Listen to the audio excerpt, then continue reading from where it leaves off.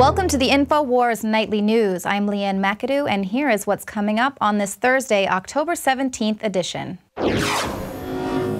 Tonight, new Chase regulations are a war on cash and a war on small business. But Chase says, don't worry.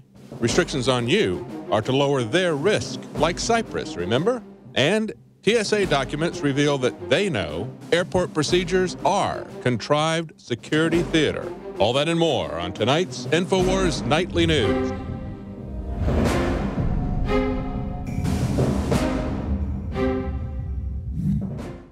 Yesterday, Infowars broke the story that Chase Bank would be imposing capital controls on its small business owners.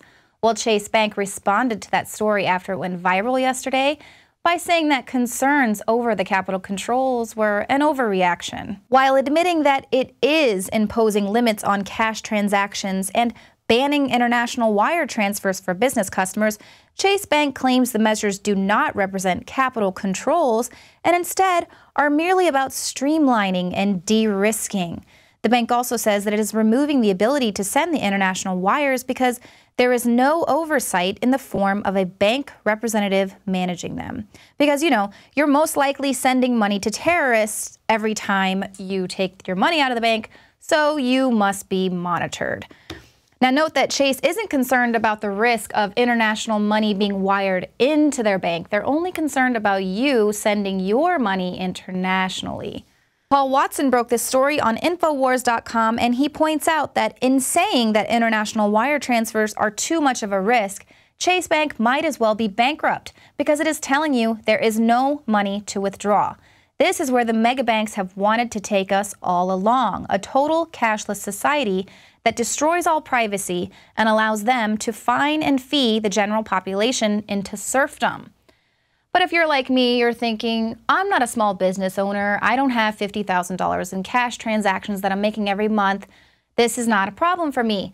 But it is a problem. It's directly a problem to small businesses and people just like you and me, even though we don't have a lot of money. If we go to the grocery store or a restaurant, in order for those places to avoid paying the fees that are going to come along with large cash deposits, they're just going to stop accepting cash altogether, which means a cashless society, all of our money would be digital in the banks, which means when we see the pending economic crash that's going to happen, we're not going to be able to take our money out of the banks. And it's actually just the perfect setup for the bail-ins, which is what we saw in Cyprus. But according to Chase, everything is fine. There's nothing to worry about. Their response was that these changes were being implemented to better serve our customers. They did not explain, however, how blocking all international wire transfers would better serve their customers. The new restrictions are particularly ironic because JP Morgan Chase is a primary shareholder and thus owner of the Federal Reserve, which has been responsible for sending trillions of freshly printed dollars outside of the country over the last several years. There is absolutely no legitimate reason for why one of the world's biggest banks just restricted the outward flow of cash from domestic businesses to their international contacts, unless, of course, you stop to consider that the United States is and has been on the brink of collapse for nearly a decade. Capital control is an economic strategy designed to limit the transfer of money. It is a strategy implemented only during times of economic or financial stress, and it is usually a precursor to wealth seizure by the state. But you say, it can't happen here. Well, you know what? It can, and it will. In fact, Cyprus-style wealth confiscation is now starting to happen all around the globe. Poland said in September it will transfer to the state many of the assets held by private pension funds, which may be unconstitutional because the government is taking private assets away from them without offering any compensation. EU finance ministers approved a plan in June for dealing with future bank bailouts. They're forcing bondholders and shareholders to take the hit for bank rescues ahead of the taxpayers. A bail-in is now being organized for the oldest bank in Italy, and the solution to bank failure in New Zealand will see small depositors lose some of their savings to fund big bank bailouts. Even Canada's Economic Action Plan for 2013 proposes to implement a bail-in regime for systemically important banks. So what does this mean for us? Well, what it means is that governments of the world, not just governments here in America, are eyeing our money as part of the solution for any future failures of major banks. But you might be saying, oh, what's the big deal? We bailed out those banks that were too big to fail in 2008 with all that TARP money, and I didn't really feel it. Well, that's because we bailed them out with taxpayer dollars. The bailout is the banksters robbing us collectively and mostly deferred. They just add it to the national debt. But a bail-in is when the banksters are robbing us individually and immediately. They're going directly into our banking account, into our savings account, pensioners. If you're a shareholder, they're going to go after any investments you might have. So when we see things like the banking industry requiring that all regulatory capital instruments include a mechanism in their terms and conditions that ensures they will take a loss at the point of non-viability, i.e., if they're losing money, they'll take yours. Why do you think they pay you 0.000001% for storing your money at the bank? It's not because you're storing the money at their bank and they're holding it for you. No, it's because they see that money as a loan. And you are just an unsecured creditor, which if they default, guess who's not going to get paid? Well, coming up, we'll hear what Obama has to say about the new normal. And then we have some new, breaking here at Infowars.com, information about the TSA. So stay with us.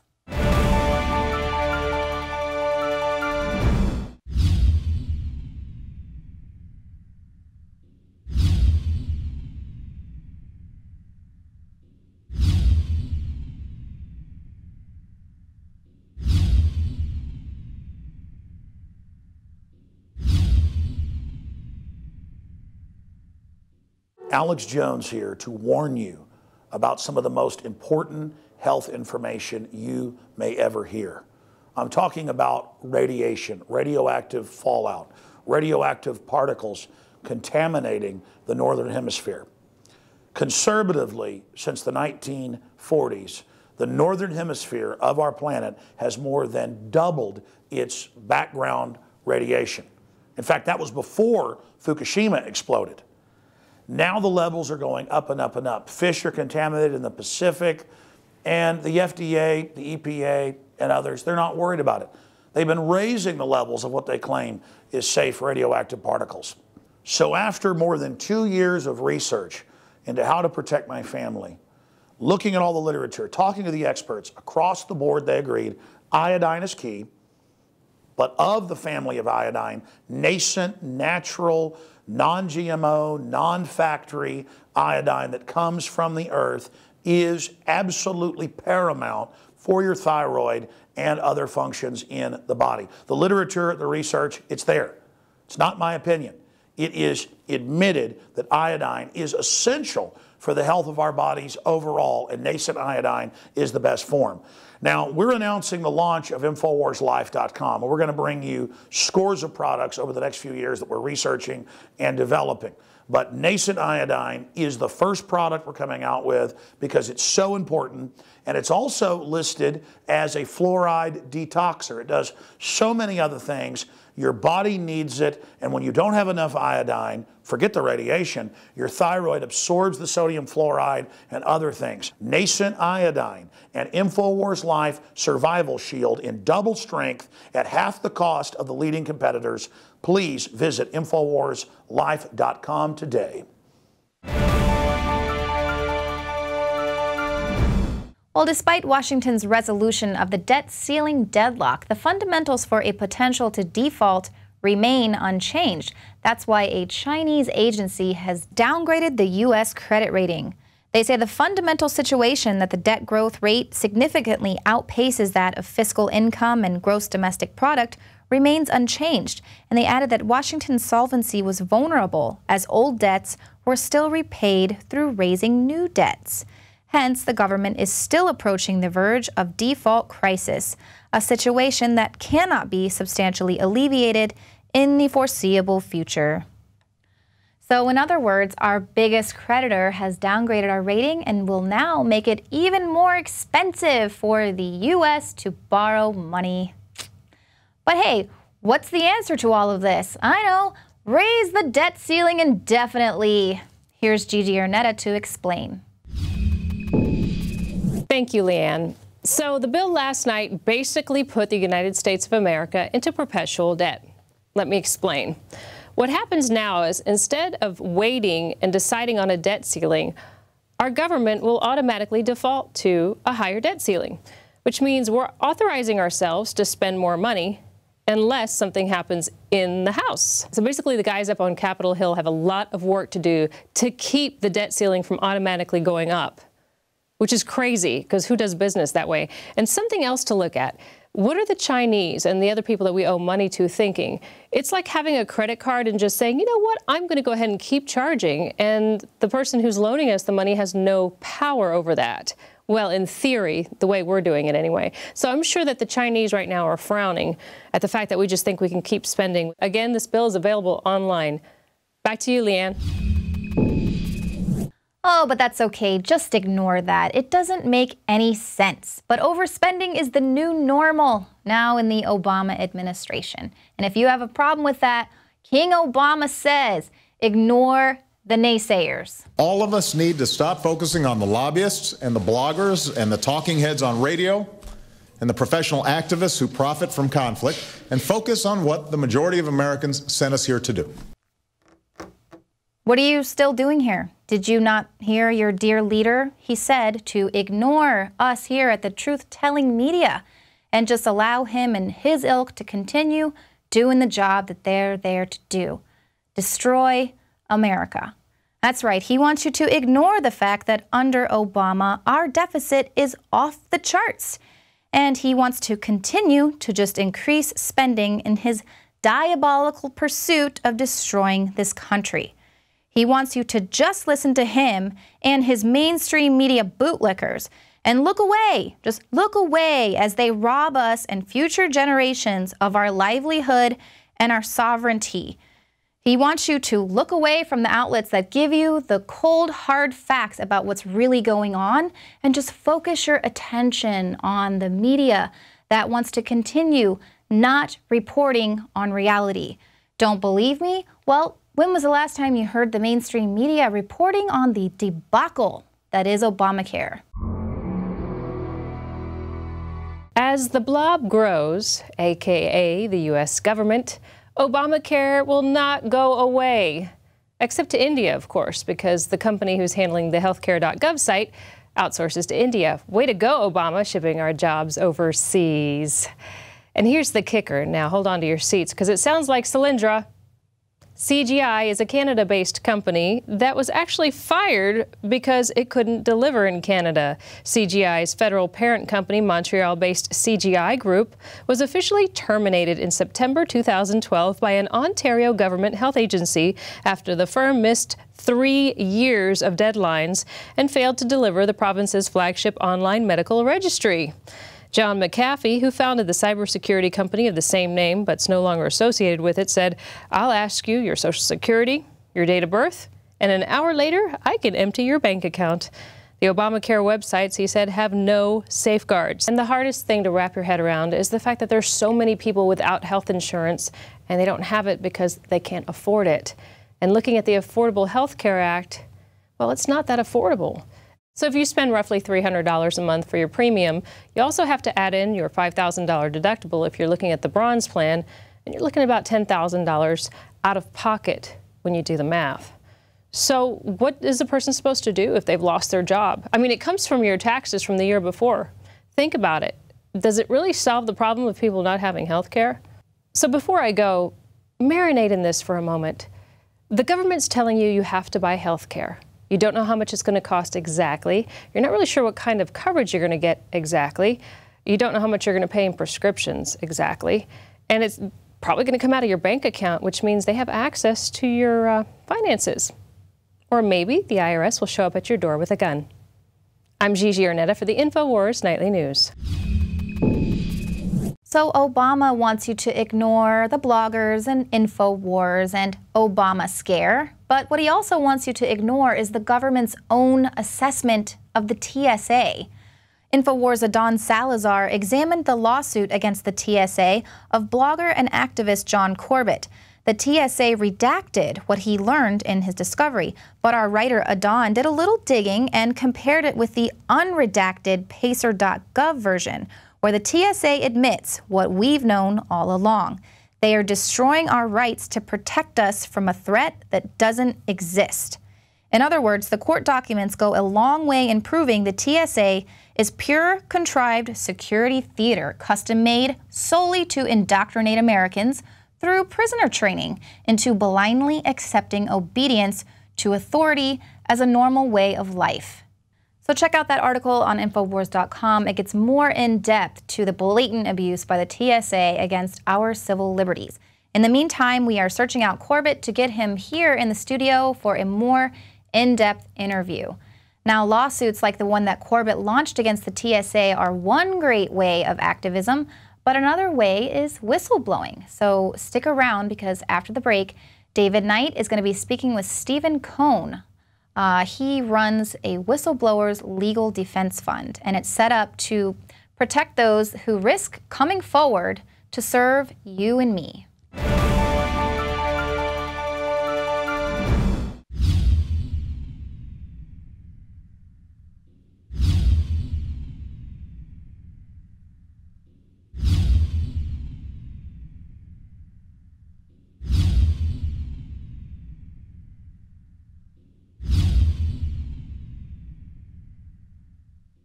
Many anthropologists and archaeologists believe that before man even discovered the power to harness and use fire, we were involved in agrarian activities.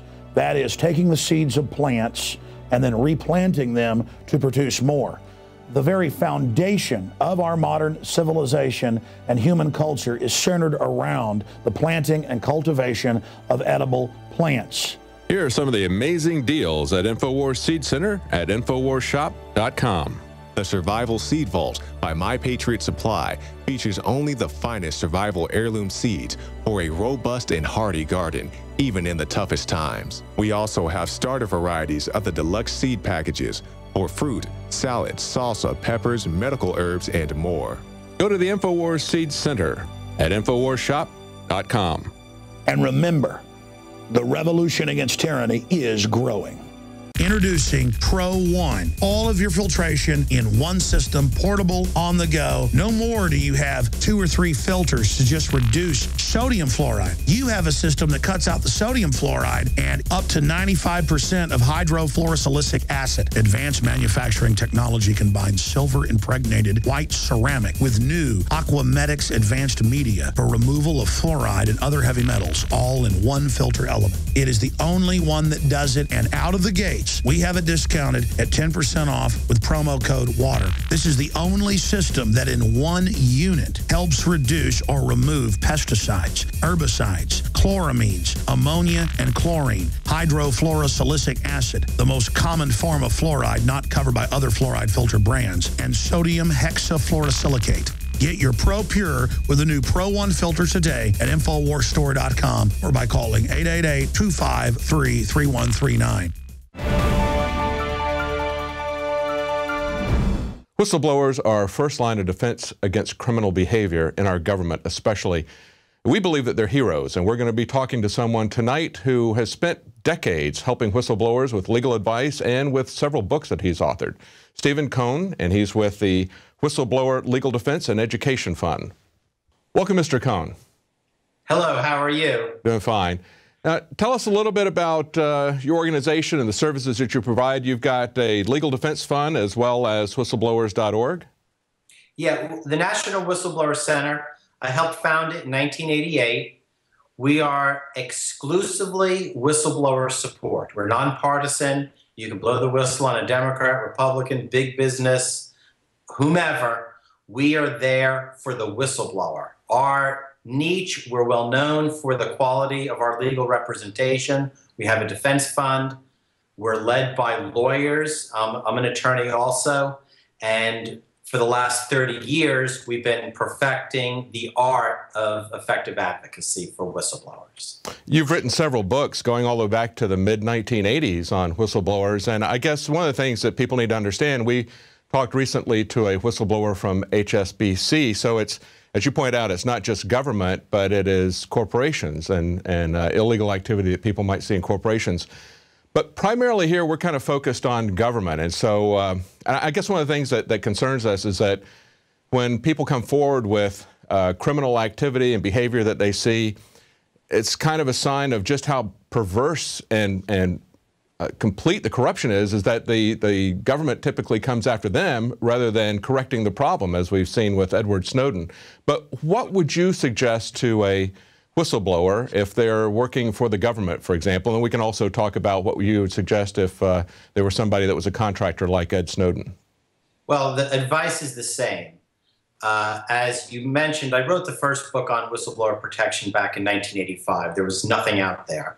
And since then, we've carefully worked this area of law, precedents, advocacy in Congress, trying to build a network of protections. There's now over 50 federal laws. Many cover private sector, public sector. It's a minefield. Some of the laws are powerful and effective, and some are disastrous. So our first step recommendation is know your rights. Most whistleblowers engage in what I call self-help. They just blow the whistle. It's the right thing to do. They see fraud, they see misconduct, they see corruption, and they want someone to know about it. Unfortunately, to whom you blow the whistle and how you do it can determine whether you're going to win or lose, maybe whether you go to jail, whether you collect a monetary reward. How you blow the whistle and to whom are critical. So one of the things we do through our books, our educational program, is try to educate people on how to do it right. Step one, know the laws. Don't think because you're doing the right thing, some official's going to give you a high five. Absolutely, because you're exposing people in very high positions of power, whether it's private or especially if it's government. You're exposing criminal behavior. If they're already behaving like criminals, you can certainly expect that they're going to come after you in any way that they can, right? There's no doubt. Many whistleblowers are naive. They think if they do the right thing, things will work out. But greed, position, promotion, what are the motivators of the managers who retaliate? It's often about really narrow self-interest. If someone has committed a crime, they are going to go after you. They're going to try to discredit you. On the other hand, even if it's not so extreme, if they just don't want to be embarrassed, if they don't want people to know that they messed up a major project, they're going to do everything in their power to silence you. And here's the worst part of it. If they can't silence you, they will try to discredit you. That's right. And that's what happens to many whistleblowers. Before they know it, they've got bad reviews, they're being criticized. It's very easy for a whistleblower situation to snowball very quickly in a way that the employee, the whistleblower, who's often alone, lacks resources, is being overwhelmed. That's right. They're going to do an attack on you personally, an ad hominem attack. Destroy your credibility. It happens all the time. And that's one of our major objections to all this fixation on leaks. Yes, they're going after all the whistleblowers who they think leak, but most of my clients have been the victims of illegal leaks by the government. And no one goes after the government officials who leak on the whistleblower. Well, the public's pretty familiar with Ed Snowden's case. What do you think about the way that was handled? Did he do it the right way? Well, the first is he did it a typical way. He worked, he witnessed information, learned information that he thought evidenced serious misconduct, illegal activities, unconstitutional violations. He went to the news media, and he's created change. That is a very typical scenario for a whistleblower. It's also what I call self-help, meaning he did what he thought was the right thing. From our perspective, it's always better to take a step back and see what laws exist. Most whistleblowers don't. When they show up in our office, they've usually either made some mistakes or not, and it's our job to try to pick up the pieces. I don't want to second guess his decisions that, might be used against him or whatever, but I will say this. We've represented people with top secret security clearances who have blown the whistle on top secret programs. And it's more difficult representation, it's more costly. Our general means of doing this is through disclosures to Congress and try to create an atmosphere where maybe it's not the whistleblower who goes to the press. Maybe other people get the information lawfully and they go to the press. Well, let me ask you about it's a big problem. Let me ask you about since we're talking about the NSA. There were 4 whistleblowers that right after September 11th, they noticed a sea change in the way the NSA was looking at data. They went from Thin Thread to Trailblazer, and they started internally in channels working on this for years. And eventually, the government prosecuted Drake for 4 years with 10 felony counts. Now, he did beat those, and the judge really dressed down the NSA because they were trumped-up charges, but they still came after him.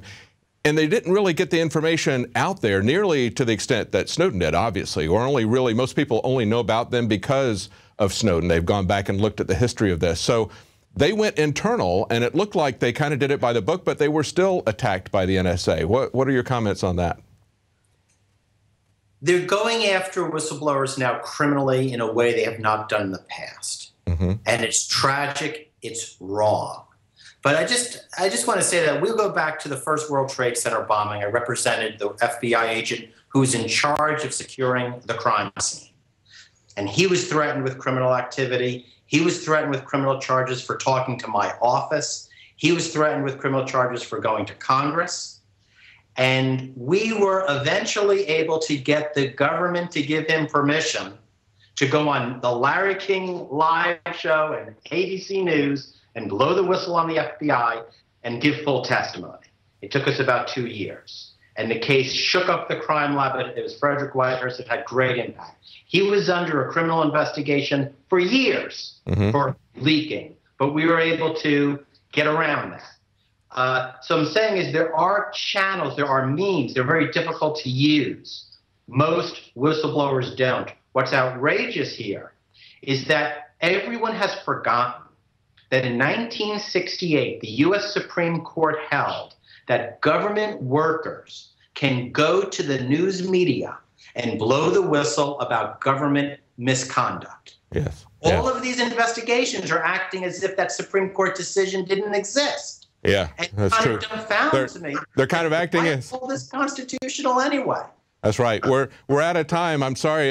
They're acting as if the Constitution didn't exist. You're right. Exactly. They're just ignoring it. And what you have to do is you got to put yourself right there with the First Amendment and say, we have rights to blow the whistle. Okay, great. We're out of time. I want to encourage people to take a look at your book, also to be aware of your organization. Tell us again what the organization is. It's whistleblowers.org, and the book is The Whistleblower's Handbook. I urge any person thinking of blowing the whistle to get the Whistleblower's Handbook, the guide to doing what's right and protecting yourself. Great. Thank you very much, Stephen Cohen. Thank you for your efforts. It's very important work that you're doing. Thank you. Thank you. Good day. Well, it's very important information from Mr. Cohen, and we certainly appreciate the work that he and his organization have done to help whistleblowers. Now, if you want to help Infowars, you can become a subscriber to Prison Planet TV.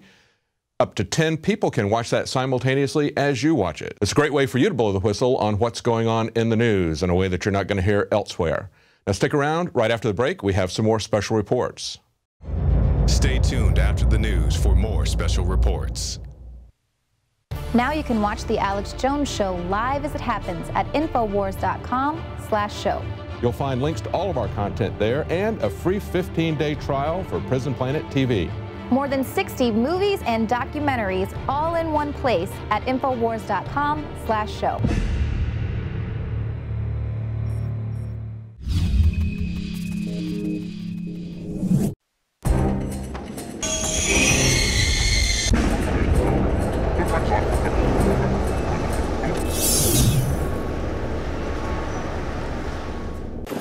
what I was doing wrong? Until I can find out you can legally have a gun. So you can just stop anybody in the world For rudely displaying, yes. Oh, how am I rudely displaying a gun? I'm walking. My name's Jonathan Garcia. I'm with Open Carry Texas, and I'm out here today to show my support for Master Sergeant C.J. Grisham. The Master Sergeant who was unlawfully arrested and disarmed over in Temple. His trial starts today. How are you feeling about the proceedings so far? Well, it's all been procedural right now, just picking a jury. Again, I don't think I have anything to worry about. The facts are on my side, and the case is going to unfold that way, and I'm going to walk out of here a free man, and then I can begin to hold the people accountable that put me through all this. They asked the jury who was familiar with the case, who had seen the video. About half of them stood up. I think it was more than half. I think it was like 80% of the people stood up and said they were familiar with the case. So do you think that's good, bad, indifferent? You know, it's hard to tell.